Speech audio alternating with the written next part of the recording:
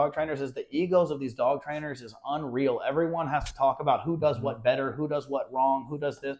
We all do things our own ways. We all took our own journey into learning. And if we all collectively get together and work together and put our egos aside, I truly think we'll be better as a community. Hey, how you doing, buddy? Good. How you been? Good.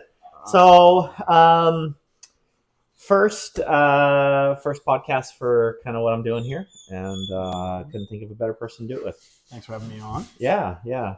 So, I'm here with Cody, and your business is Everything K9, right? Yes, sir. Yeah. And so, tell us how you basically got into dog training and your own business. I was warehouse manager forever. Definitely wasn't happy doing that, so I wanted to find something I could be happy doing 8 to 10 to 18 hours a day, depending on how many dogs we have. But I wasn't happy, and I've always loved being around dogs, training dogs, everything like that. And then I had 2 German Shepherds just thrown on my chest after saying no. And it became time to start looking up how to keep those guys busy because they were high energy. Yeah.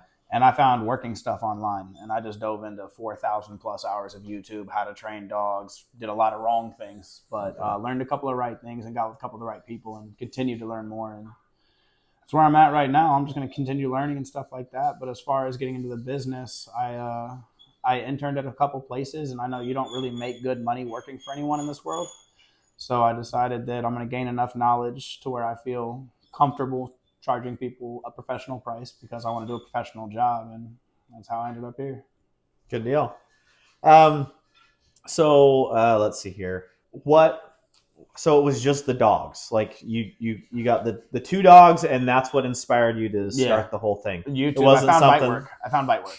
You found bite work. I found bite work. Okay. So if you ever look at me, my triceps are probably always black and blue. I've got scratches, scars somewhere from being in the suit. I fell in love with decoying, which is, some people don't know what decoying is. It's getting in the suit, like the police dogs run and bite you, stuff like that. So okay, I genuinely love bite work. So anytime I get in the suit, the adrenaline rush from doing that, I'm not usually happier than I am when I'm in the suit. So, all right. What's your favorite thing about working with dogs and their owners and everything? I like building relationships, and I definitely love the way sometimes one little 15-minute session with somebody can change their life. They just don't know something. A lot of the times there's a lot more than that, but my favorite thing is changing people's lives. The dogs live a long time, and we love them like they're our kids, but can't necessarily treat them exactly like they're our kids. So there are little things that I like to teach people, and when they have a little bit of structure and obedience, and they learn how to play to make the dogs happier and get along and increase their bond and things like that, it's really cool to just watch, like, a dog that you might have had to take to the pound and get rid of get a whole new chance, basically, just because the owner learned a couple of fundamental things about their dog. So, okay, I see. So we go back 2 years? Yeah, about 2. Yeah, has about it been 2. that long? Yep. So, and then I got the idea from you to ask me about dog training on my back. Yes, sir. And then I can see that you now have a little. Yeah. It doesn't work. It doesn't work. It doesn't work? No, we bought it and it doesn't work. Oh, no. Yeah. If it did, y'all could have screenshotted it. Yeah. No, we're gonna get some new shirts and stuff like that. This was a sample run just to see how it went. So I'm gonna need the actual patch for sure. That sucks. Yeah. And you took that. You had that idea, or you took that from me? I took that from you 100%. Hell yeah.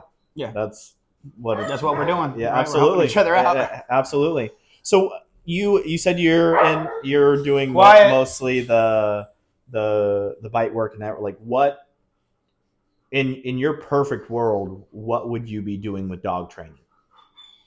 Like, where you see and what you'd like to have your business be doing?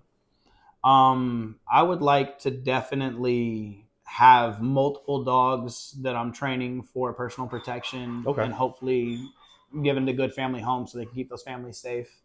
And I also love the obedience side of things. I never want to stop doing that. Just simple obedience, simple home manners. To be able to cook a meal while the dog stays in place instead of goes in the kennel or destroys stuff is pretty cool for some people. So I like making those changes. I want to get busier. I want to get a bigger property. I want to help more if I can find a way to do some fostering and things like that. Arizona needs it.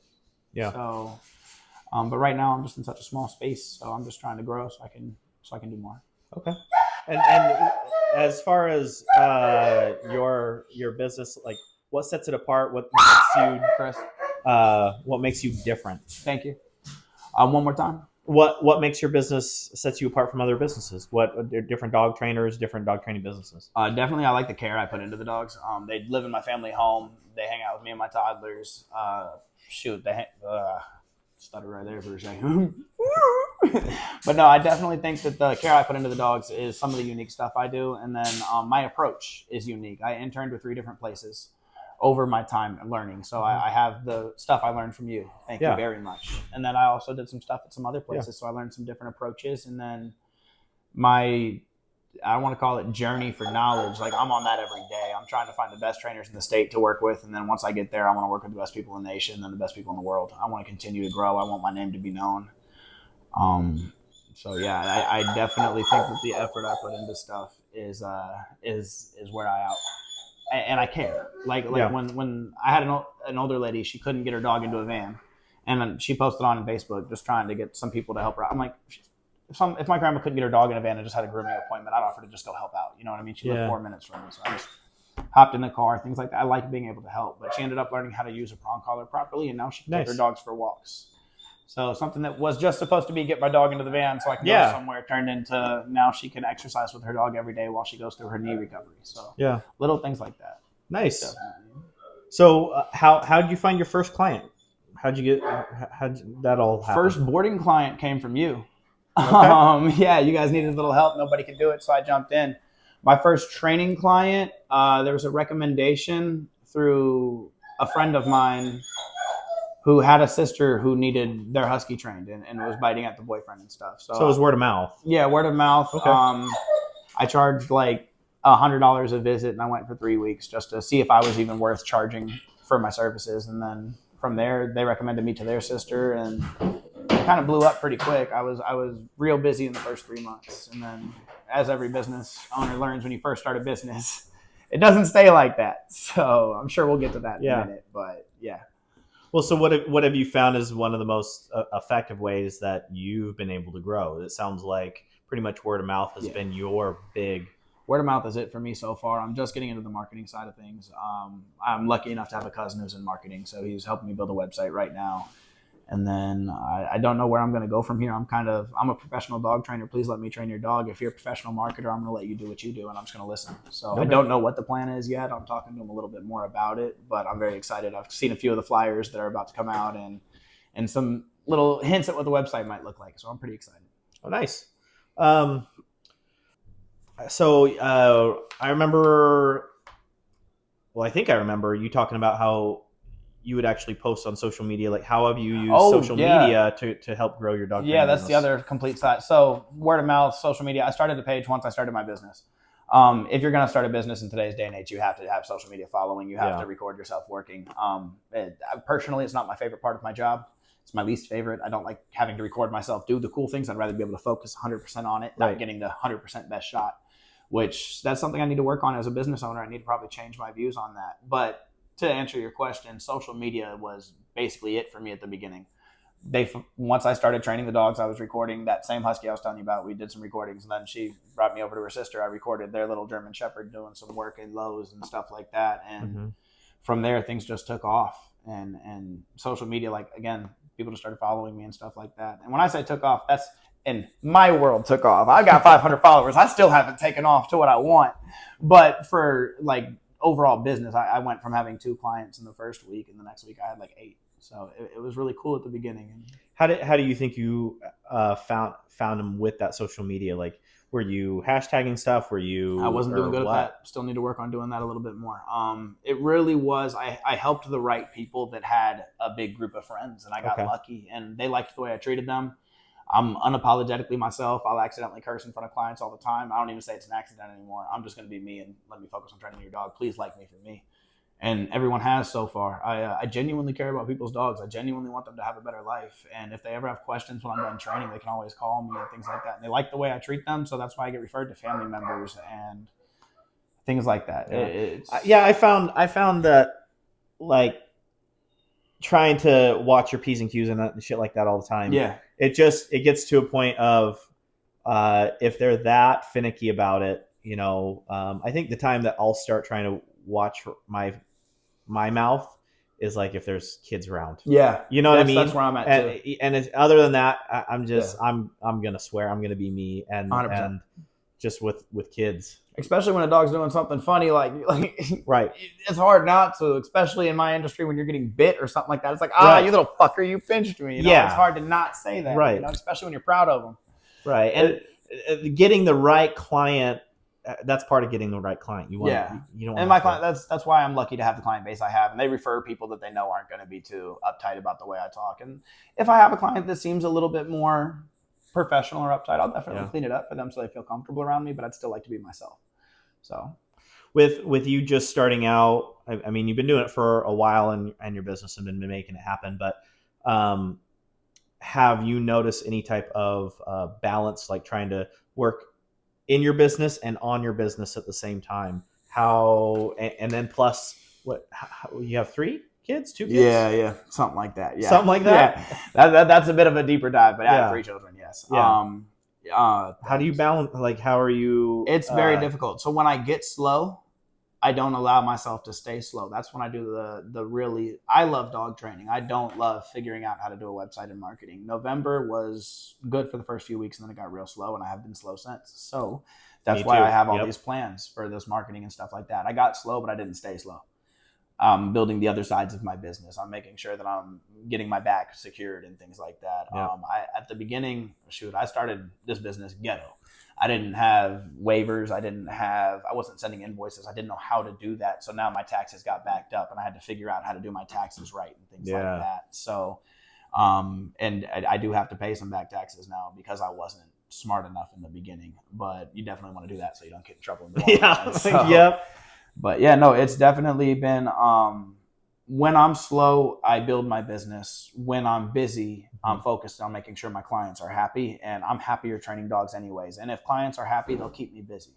Yeah. So I do boarding for the dogs when I'm done with the board and trains if they go on vacations and things like that. So the more clients I have, the more people will need my boarding services, the busier I'll get. Hopefully I'll be able to hire someone eventually and, continue the growth from there. But right now I'm happy where I'm at. I'm happy if I get 2 to 8 dogs a month, I'll be cool. Like, I enjoy what I do enough to endure the slow months. But I prefer to be busy. I prefer to work. It's not even the money side of things. Like, don't get me wrong, money's nice, but I absolutely love training dogs. Like, and I don't care if it's a reactive dog that wants to kill me or a little 4-pound Shih Tzu that wants to hide under the couch and is scared of the world. I want to teach them both how to not do what they're doing. So, and with that, how much of that? How much from the client perspective are they involved in any of your training and everything? That is pretty custom for my clients. So some of them are just like, train my dog, teach me how to do it, and I'll get them back. I'm like, well, in all transparency, you do have to put in some work if you want anything to stick. Everyone knows that, but excuse me. So, but outside of that, I invite them when they're in the board and trains, please come over once a week. Free up at least an hour and a half of your day. Let me talk to you about what your dog has learned. Let me talk to you about how to apply it. Let me see you. So basically, watch me do what I do. Pay attention to my movements. Like if I want to work on a lure into a heel, something like that. The step back is very important. Most clients don't do that step back when they and the dog doesn't have enough room to walk far enough to turn around. So they're like, why aren't they shaped as nice? Well, let me teach you how. So watch me do it. Let me watch you do it. And then let me correct whatever you might be doing a little different than I am. I don't want to say wrong because everyone does things differently, but in the client world, half the time they don't know what they're doing, and that's why they hire you. Right. So I like to show them how I do what I do and then how to apply corrections when the dogs do something wrong. Or let's say if it's a really aggressive reactive dog, I need a lot more hands-on time with the client. You can't just leave your dog with me. I mean, you can, and I'll turn it around for sure. But I need to teach you how to handle it through other situations too. Like your relationship with the dog going forward is very important. What you expose your dog to, what you continue to expose your dog to when the training is done is very important if you have a reactive dog or something like that. If you've got an in-the-house dog that's happy as can be, doesn't really mind anything like that, definitely train them some manners, teach you how to keep the manners and keep it moving. Like if you have any questions, again, call me. I like to be involved. I like to continue to get updates on my dogs. I love the videos of, oh, look, they're still learning this, or little highlights the owners send me the week after they get their dog are my favorite things in the world. Or when their family members come over, they're like, oh my God, your dog is a totally different dog. It's awesome. Like, I love that type of stuff. So, but like I have a client who, very first client with the German Shepherd we were talking about earlier, called like, hey, we need a little touch-up session and something like that. So we get to go back to the farmer's market. I'm still boarding the very first dog I ever boarded at least 3-4 times a year. A really cool little Doberman named Knox. So like my 2 first clients are still talking to me to this day. So that means they must be happy with me and I might be doing something right. So I'm doing it. Yeah. What do you think are some of your biggest techniques to help teach the clients, like to get the different stuff that maybe they're having a hard time with or just don't want to do or don't see the point in it? So that's where the being unapologetically myself and me being able to be me comes into play. I'm pretty hard on my clients. There's one watching right now from the side. He can attest to it. I will, if he doesn't time something right, I'm like I'm on them. Like, the timing is everything. And I make sure that there's a respect level. Like, hey, I might bark at you if you feel uncomfortable. Please let me know. But timing is everything with dog training. So when I say do something at this time, you need to do it at this time, especially with, again, the higher risk dogs. Timing is crucial. So, but still, it's more, they allow me to be hard on them because of the way I talk to them. I have such a respect for my clients and things like that. I want to make sure that they know everyone can tell when I meet their dog, I love their dog and I want what's best for their dog. You can feel it in the room when I talk to them. So I get the chills half the time, like right now, just talking about dogs. Like, I love what I do. I think every dog's the cutest dog ever for a certain reason or another. There's the occasional ugly dog. So yeah, but then they're cute because they're that was about to say, but I still love them. Like, I still want to train them. Like, look, maybe if I train you to be cute, Chinese Crescent, I can train you to be cute. Yes. What was that? How to Lose a Guy in 10 Days? Yeah. Oh, the pool table dog. They're just. I can train your dog how not to be on your pool table. Everything K9 LLC. But yeah, no, definitely. I forgot the question at this point. ADD kicked in a little bit. The whole point is just have a conversation. Yeah, no, I forgot. I forgot where my tangent was going. Have you noticed with any of your clients that when you're teaching them and you're getting to do certain things that they become overwhelmed with all the stuff that they're supposed to do, or do you limit kind of what you put on them? How do you structure kind of the teaching for them? I don't overwhelm them. Yeah. Like, if you're really focused on in-home manners, like another thing I like to structure my plans, I explain to my clients, like, look, I can give you a 1-week in-home manners package, but that's a lot of pressure on your dog, and I like to spread it out. So I generally like to take my time. I'm a patient approach to my dog training. I don't like to rush things. So it's like, first day, we're going to learn the place board, maybe a sit and a down if your dog's responding pretty well, and that way you're manageable in the house. I put you on a schedule so you know when to let your dog out, when to play with your dog, and then maybe I'll give you a couple tips on how to play with your dog for the first session, just so you know how to get their energy out the right way and make them think while they burn their energy. Because, you can run a dog for 8 miles a day, but if you have a high energy dog that needs to think, you're not doing anything by running. You need to exercise their mind. Yeah. And even if you don't have a high energy dog, you need to exercise your dog's mind. Right. That is the key in dog training. That's what I do for a living, is exercise dog's mind. I teach them how to use impulse control. I put structure on them, everything like that. So basically, it's I don't like overwhelming people. It's a slow process. Here's how you do this. Just do this for this week. I'm going to come back next week and we'll go over this. Yeah. The week after that, we'll go over this. You know what I mean? Is that all verbal, or do you have any videos, or do you have like a sheet that you put out? So if they're on board and train at my home, I send them daily videos. Okay. So they get a video every single day of their dog, what we're going over, things like that. It's also kind of a receipt on what you paid for. Yeah. That's kind of like, look, I am working. I'll work your dog 3 times a day. You'll check my Instagram. If you don't see a video, your dog will be on my Instagram. Yeah. You know what I mean? That's kind of how it is. And then if you're an in-home client, FaceTime me. If you're doing something a little crooked, I'll set my camera up on my tripod. I'll go grab one of my dogs and show you how to do it a little better. And I keep doing this. That's my little heel motion because that's a simple thing to talk about. Yeah. But if you want your dog to bark on command or stop barking and things like that, anything that they're doing at the home, if they're not responding well to the training, let's try something else. But generally speaking, dogs respond pretty well. What do you end up doing when you have a client that doesn't seem to be putting in the work for one reason or another? Like you just they come back and they're just like, oh yeah, I didn't really get to it this week or this today or whatever it was. Like, what's your process of trying to figure all that out? That's just an expectations check.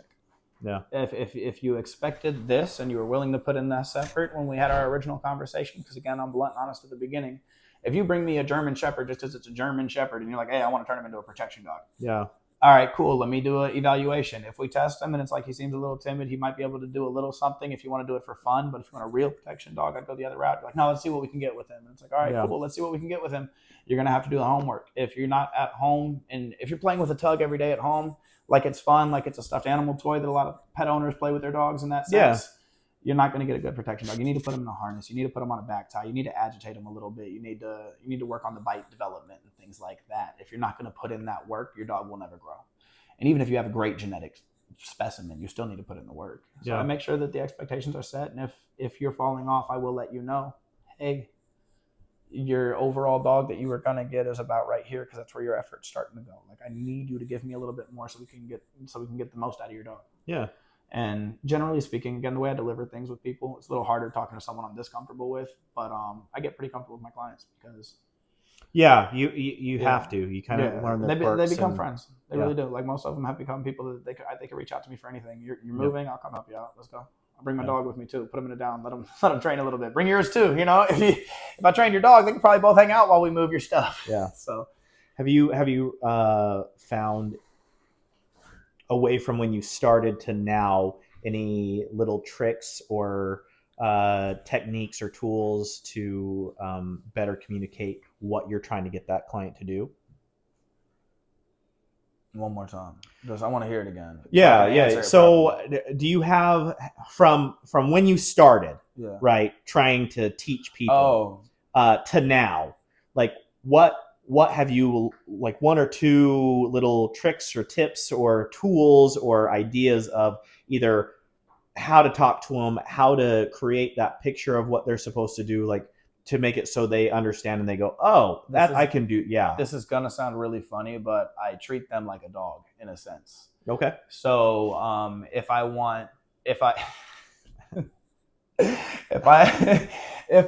like, the camera can see us both right now, right? I can give you an example real quick if you want me to go grab one. If not, it's cool. No, just explain. So, Yeah. So basically, I put a little slip lead on their wrist. Yep. And I'll show them the kind of pop I want. Mm-hmm. I'll show them how to apply a correction. I'll apply it to them. I'll make them apply it to me before we even try and put it on you. Yep. You know what I mean? I want to make sure you understand what a correction looks like. So I'll do it 3 or 4 times in front of you. And not everything is correction. Sometimes what praise looks like. Sometimes people pet their dogs way too long for a training session praise. They're like, oh my God, you sat, you or did the it. wrong energy, or the wrong right there. Yep. Oh my God, you sat, you did it. Like, your dog's it's gonna be hard for them to keep the sit at the beginning and keep that energy going. You need to calm it down, say good, and then stop. Good, you know, for the pet owners and things like that. Again, the working dog owners, they know what they're doing, so I'm not talking about right now. Yes, he is, and he thinks you're all shit. No, I don't. Shit, come help me out. Let's work together. Come on, no one shit. If you got a dog that bites something, let's build them. It seems like a big way of building that trust with them is being yourself, making sure and just talking to them on a I don't know, kind of an even level, but also from that position of authority. Yeah. So, definitely. If I go to a car shop and I need something fixed, I'm going to respect the mechanic's opinion because I don't know very much about fixing cars. Yeah. So I'd expect the same respect when someone comes into this is a professional dog training establishment. I want the respect. Look, I might not be professional, but I'm a professional dog trainer. So we can talk, we can be friendly, but when it comes time to get down to the work, Have you had to fire a client yet? No.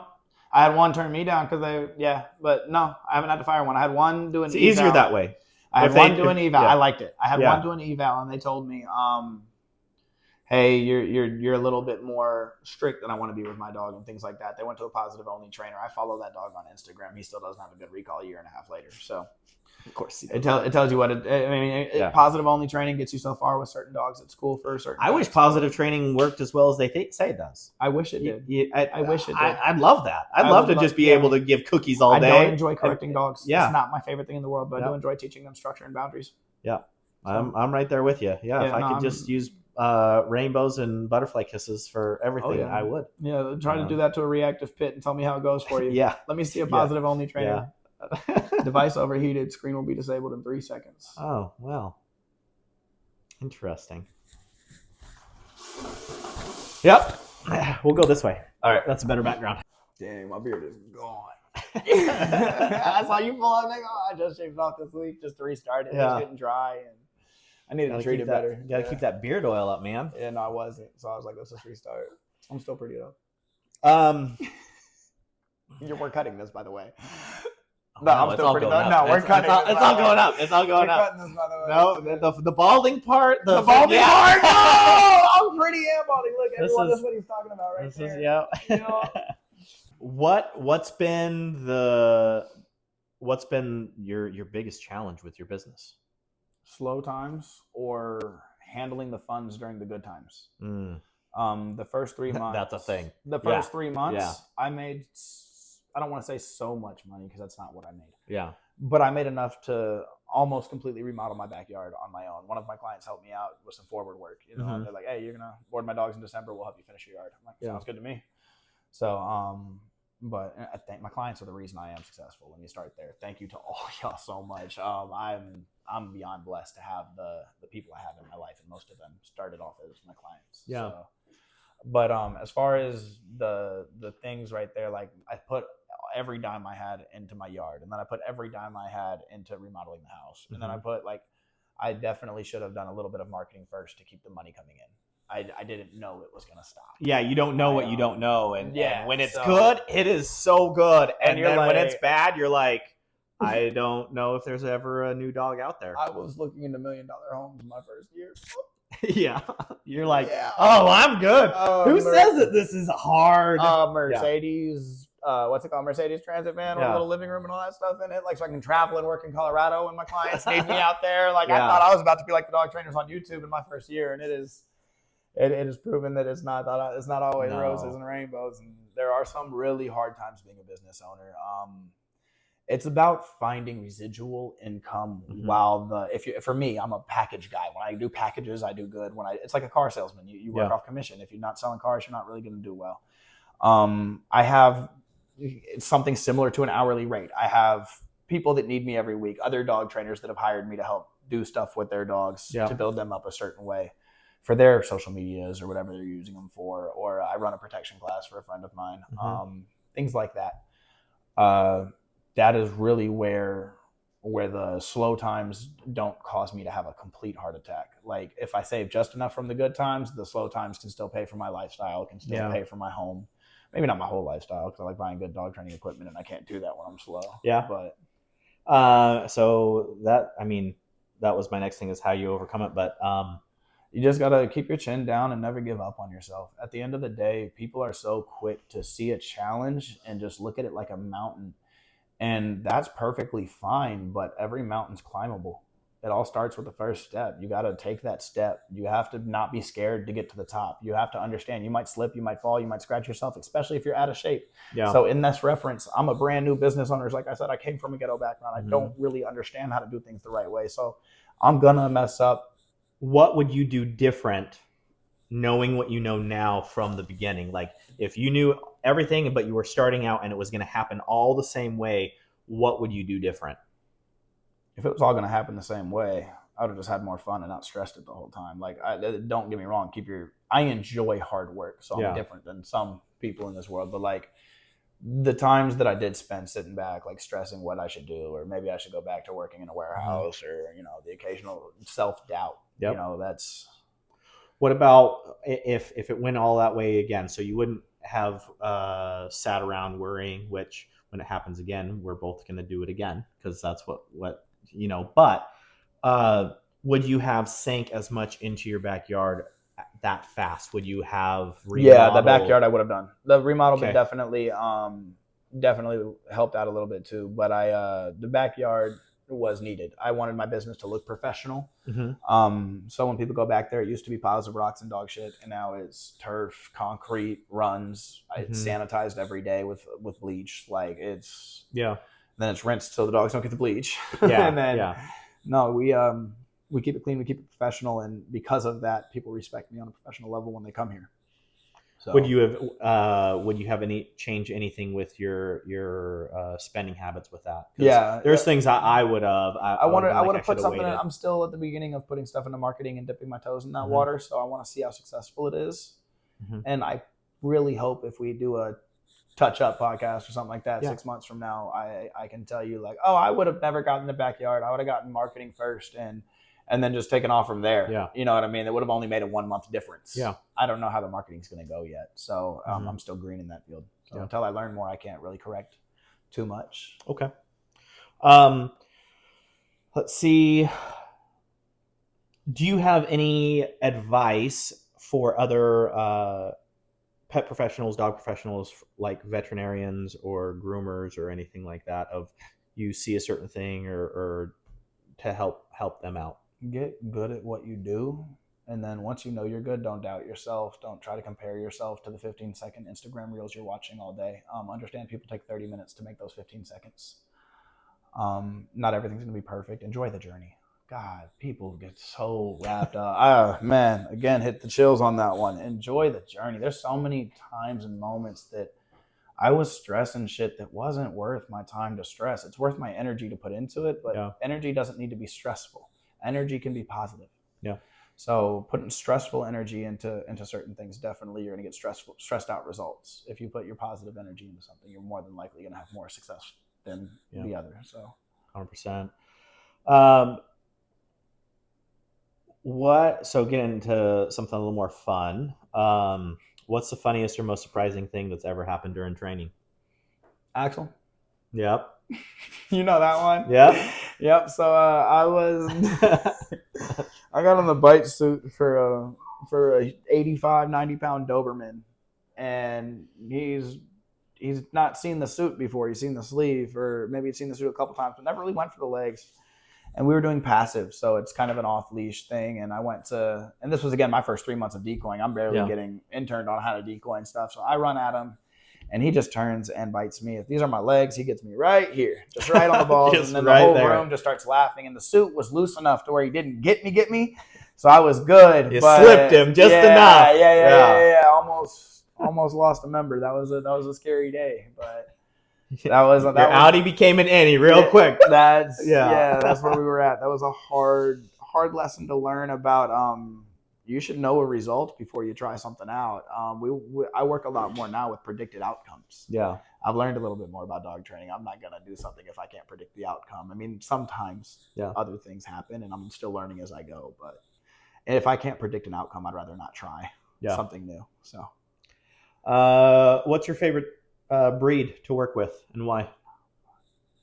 I love bullies, pits, anything like that. XL. Everyone thinks because I got German Shepherd logos and all my dogs got pointy ears that I love Shepherds and Malinois the most. But I've wanted an XL pit bull since I was 14, and I'm gonna get one day.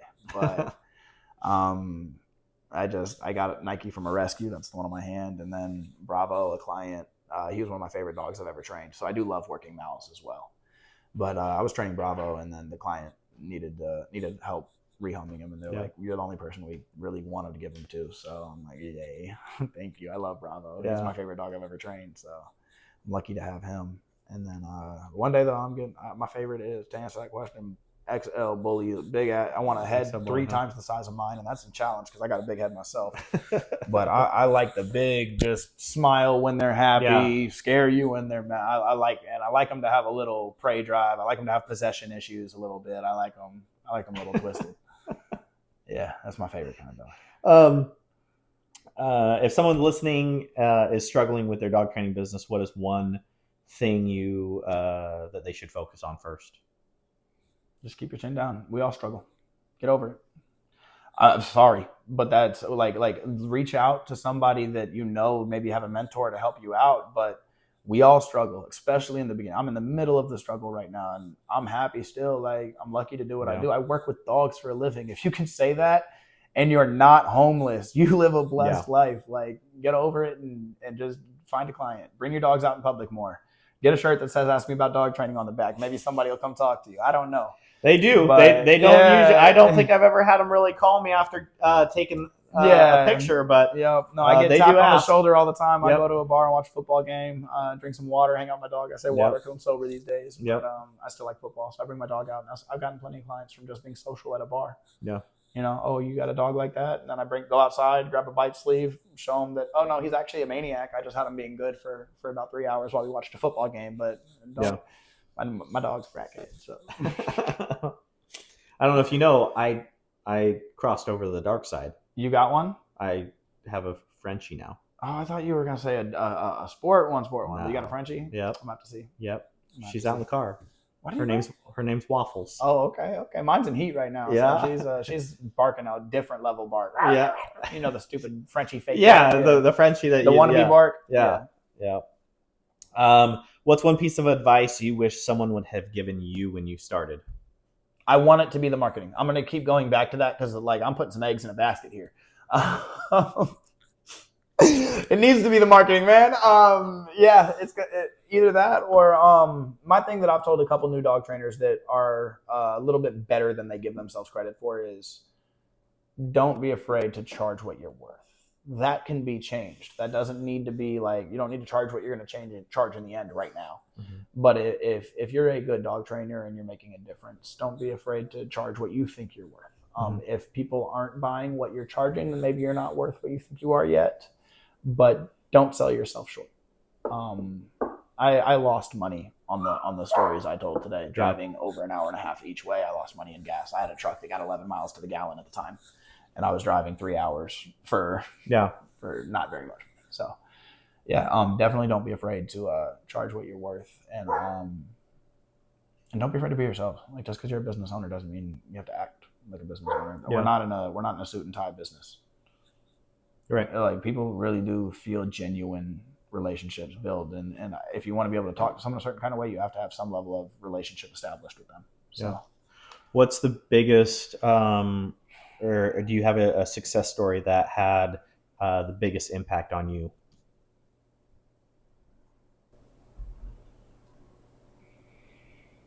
When I was, success story. I think the whole thing kind of feels like a success story. Like I was picking up boxes 3 years ago for work. Like now I hold leashes and pet dogs. Like, I met a few people that allow me to work for them on the weekends and run protection classes. Mm-hmm. So I have stable income. I have clients that go on frequent vacations, so their dogs are regulars here. Outside of like I said a little while ago, the residual income. My biggest success story is starting my own business, is being happy every day. Like I think success doesn't have to be financial. Success is a state of mind, and I feel successful. I feel like this is never what was going to happen if I stayed in the warehouse industry or anything like that. I am happy doing what I do. I make enough to provide for me and my kids, so I am successful. And a happy parent is a good parent. So I'm not stressing over work. I don't come home from work all mad, need a break from my kids. I'm like, hey kids, you want to help me work? Come on, let's go feed these dogs. You know, it's truly is. When as they get older, they're 2 and 3. As they get older, my 2 littlest are. They'll become. Hopefully, they'll enjoy what we do, and they'll become little helpers and things like that. And my business can continue to become a family business. I would like them to hopefully enjoy dog training just as much as I do, and it'll be really possibly cool. Become little dog trainers. I think that'll be the success story in the end, whether they like it or not. Being able to provide a life that they enjoy while I'm happy the whole time. Again, a happy parent is a good parent. You can't be straight. You can fake it all day long, but they feel it eventually. Yeah. So I just being happy with my kids, being happy with my dogs, being happy with my clients, making friends out of clients, everything. Man, this whole thing just feels like a success story. I don't have a favorite memory. I love the process. I was going for when you met me, but whatever. Definitely. That was a turning point for real. If we're gonna be honest, if we're gonna be honest, like that was when I first started getting access to dogs of the caliber that needed the help. We started going to the Heart Foundation. Yep. And there are dogs there that genuinely needed help, and I got to feel what it felt like to really save dogs. Dogs in kennels, literally looking at euthanization. I don't know if Heart does that, but that level of dog is going to be really hard to adopt. So they're going to leave in that cage until they die, or they're going to get put down. So I definitely learning how to work with that caliber dog and then helping owners not give up on that kind of dog afterwards. Yeah. That's a success story because we're saving lives. Yeah. Legitimately saving lives. Like, feels good doing stuff like that. Wrapping up here, I think I know the answer to this, but we'll see. What's one thing you want listeners to take away from this? Train your dogs. If you don't know how, find someone that does. But dogs enjoy training. Dogs are wagging their tails when you're engaged with them. If you don't know how to engage with them, learn how to engage with them. Train your dogs. I'll find a local trainer. It doesn't need to be me, but train your fucking dogs. They love it. You say you love your dog, show them. Where where can people find you, your business, on all the platforms? Shoot, we're focusing on Instagram and TikTok right now at Everything K9 LLC. That's K9. We're Everything K9 LLC. That's right here on the shirt because I don't know how to talk. We don't do the CANINE. Mm-hmm. We don't do that one. Hopefully that's how you spell it. But and then I'm getting a website put up right now. It's Everything-K9. So it's not in the works. It's not officially up yet, but it's in the works. Yeah. And then Everything K9 on Google reviews, popping up there now too. So hell yeah, we got an actual business that you can find on Google. People, it's got 2 reviews. One thing for you is, are you up to date on what's going on with TikTok and the government? Oh, I saw some of that on Insta. Yeah, aren't they shutting it down? Today it went down where the unanimous decision from the Supreme Court is upholding the ban. The ban technically only requires TikTok to remove from the platform the app stores, but it seems like from what I watch that TikTok's just going to take it away completely. And say, America, you can't have this. Okay. So, anyways, just hopefully Instagram blows up after that. I'm sure it will, because I'm on Insta. Yeah, that's where I'm shining right now. I have my personal Facebook. Yeah. I need to probably make a business one here shortly, but again, I'm learning all that. This is all the learning process. Right. Instagram. If someone one of the really biggest things when you see my highlights, go look at my Instagram. Yeah, that's I and have is it like everything underscore or everything K9 LLC. That's it. So yeah, it'll say Cody Dog Trainer on there. You'll see a video of Bravo biting me at the beginning. You'll see that video of Axel biting me in the nuts if you scroll down far enough. And I got a little Frenchie that her tongue sticks out. She can't breathe. Cutest thing in the fucking world. You'll see her biting me too in little pig costumes and whatnot. So, are there any resources or tools that you would recommend for other dog trainers or pet professionals that you kind of steer people towards for more education? Don't be afraid to open your mind up to different styles of dog training, even if you don't agree with the trainer. Love it. I feel like dog trainers in this world, and if anything from this thing gets clipped, I feel like I'm gonna drop a gem right now. We'll see. But if anything I learned about dog trainers is the egos of these dog trainers is unreal. Everyone has to talk about who does what better, who does what wrong, who does this. We all do things our own ways. We all took our own journey into learning. And if we all collectively get together and work together and put our egos aside, I truly think we'll be better as a community. And then, therefore, all the dogs throughout our local communities will be better after they get our training. Because the more tools we have in our toolbox, the better we can work. So just because I might not agree with the positive-only trainer doesn't mean they don't have luring a dog with a treat onto a platform is still a great way to teach a dog. I mean, if it works, cool. I mean, if they get off, I'm going to add a correction because I've added that tool to my box. Yep. But I think we should all just work together a little bit more, put our egos aside, put our judgments aside, and be able to have critical conversations. Don't get so defensive when someone says you do something wrong. You're not going to learn if you think you're right. Yep. And I like it too, because if I have a client who I don't, or not a client, but a possible client that I'm like, you know what, you're not my ideal client, but I know a trainer who I think you would work great with. You have that ability to say, go to these people, right?